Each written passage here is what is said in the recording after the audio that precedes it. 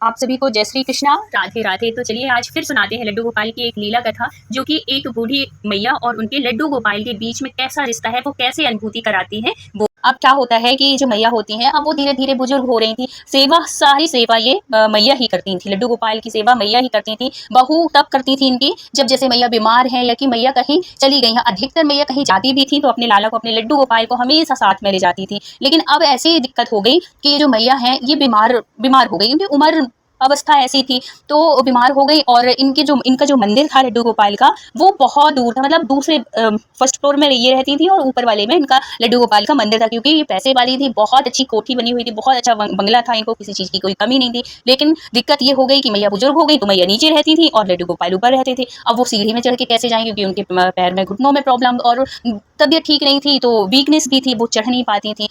तो ये जो सारी सेवा है लड्डू गोपाल की, एक दिन मैया ने अपनी बहू को बुला के कि बहू, मैं ऊपर नहीं चढ़ पाती, बेटा तुम अब लड्डू गोपाल की सेवा करना और उनका ध्यान रखना, सारी व्यवस्था उनकी वैसे ही करना जैसे होती आ रही है। टाइम टाइम से उनको भोग लगाना, सब कुछ। और उनका जो कूलर रखा है उनमें, उसमें टाइम टाइम से उसमें पानी डालते रहना और उनका कूलर बंद ना हो पाए। और ऐसे कह के समझा देती है मैया अपनी बहू को। तो वो बहू भी कहती है कि हाँ माँ, मैं ध्यान रखूंगी। तो वो टाइम टाइम से खाना पीना सब कुछ अच्छे से कर रही थी, कहीं कोई दिक्कत नहीं थी। लेकिन अचानक से क्या हो जाता है कि वो जो बहू थी उसको एक रात के लिए कहीं जाना होता है, किसी फंक्शन में जाना होता है। तो ये सारी व्यवस्था करके जाती है, खाना पीना। मैया के लिए भी, मैया के हस्बैंड भी घर में ही थे, बच्चे भी घर में थे, बस ये हस्बैंड और वाइफ जाते हैं, मतलब लड़का और बहू मैया की। तो मैया एक बार पूछती हैं कि बेटा, सारी व्यवस्था भगवान को खाना पीना भोग वोग लगा दिया है, क्योंकि रात क्या पता कितनी देर में आओगी। तो वो बहू कहती है कि हाँ मैया, मैं सब कुछ कर दी हूँ, हाँ माँ मैं सब कुछ कर दी हूँ, आप परेशान मत हो, और मैं भोग वोग लगा के जा रही हूँ, ऐसे कह रही। तो मैया भी निश्चिंत हो गई।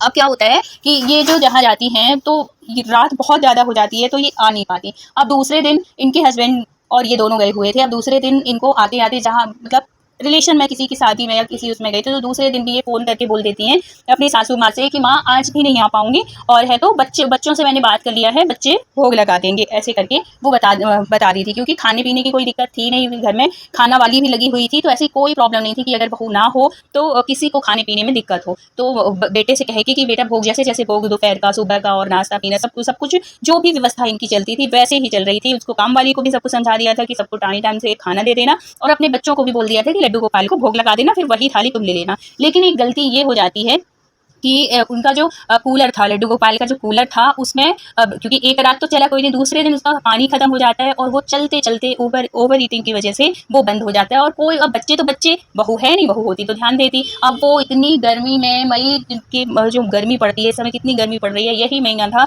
और मैया नीचे नीचे तो वो अपने उसमें सो रही थी, अपनी कूलर में सो रही थी। अब मैया को क्या पता, मैया ने तो 10 बार कह के समझा दिया था। मैया को तो यही लग रहा है कि मेरे लड्डू गोपाल भी। लेकिन उनको उस रात क्या हुआ कि मैया को नींद ही नहीं आ रही थी, कभी इस करवट कभी उस करवट, मैया सो ही नहीं पा रही थी। अब वो बेचैन हो रही है कि क्या हो गया, मेरी हिम्मत भी नहीं हो रही है कि मैं ऊपर चढ़ के अपने लाला को देख लूँ, क्या पता कैसी मुझे बेचैनी सी हो रही है, नींद नहीं आ रही है, क्या हो गया।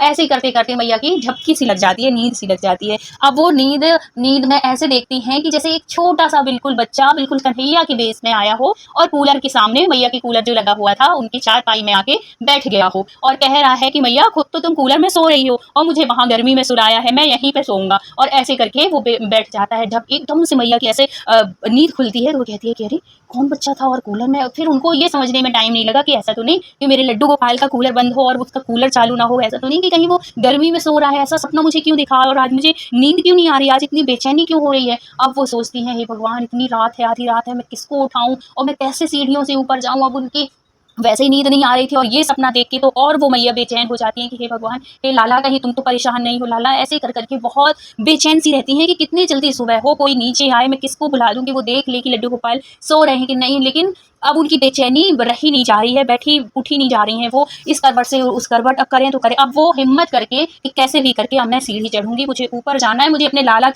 को देखना है कि वो कर क्या रहा है, मतलब वो सो भी पा रहा है कि नहीं, ऐसा तो नहीं कि कहीं वो लाला ही, मेरा लड्डू गोपाल ही आया हो मेरे पास, ऐसा तो नहीं कि कूलर उसका बंद हो। ऐसे करके यही सब कुछ उसके मन में, मैया के मन में चल ही रहा था कि धीरे धीरे पकड़ पकड़ के वो सीढ़ी एक एक कदम, एक, क्योंकि मैया के घुटनों में बहुत ज्यादा प्रॉब्लम थी और वो बिल्कुल एक कदम भी चलना उनके लिए मुश्किल था, इतनी ज्यादा दिक्कत हो गई थी। तो वो धीरे धीरे धीरे धीरे धीरे सीढ़ी चढ़ चढ़ के अपने उनके लड्डू गोपाल के रूम के पास पहुंचती हैं। जब देखती हैं तो देख के रह जाती हैं, उनकी आंखों से ऐसे आंसू प्रवाह होते हैं, इतने आंसू गिरते हैं उनके कि बिल्कुल देखती रह जाती हैं। मैया क्या देखती हैं कि वहाँ पे जो कूलर रखा है वो बंद पड़ा हुआ है और जो लड्डू, ना तो ऊपर का पंखा चल रहा है ना कूलर चल रहा है, और इतना गर्म रूम की जैसे आग बरस रही हो, इतना गर्म रूम था। क्योंकि ठंडा कूलर चलता रहता था तो ठंडाता रहता था, और कूलर चलता था तो पंखा किसी ने चलाया नहीं, और चलते चलते ये कूलर बंद हो गया था, पानी भी खत्म हो गया था।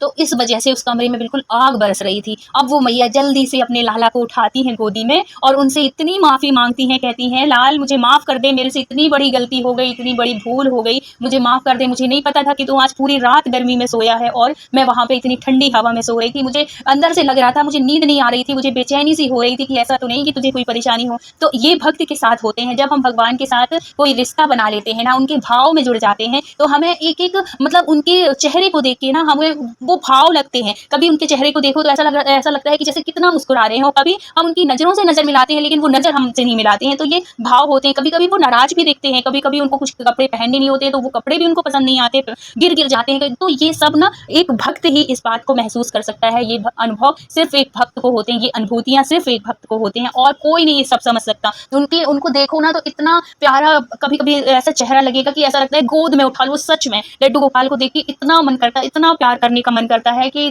शब्दों में नहीं बता सकते। और लड्डू गोपाल इतने दयालु हैं, इतने कृपालु हैं, अपने भक्तों के ऊपर इतनी कृपा बरसाते हैं ना, जिसका कि शब्दों में आप वर्णन नहीं कर सकते। जो आप मन में कभी सोचे नहीं होगे वो लड्डू गोपाल करते हैं। इतनी कृपा बरसाते हैं कि कह नहीं सकता कोई, उनकी कृपा का कोई पारावार नहीं है।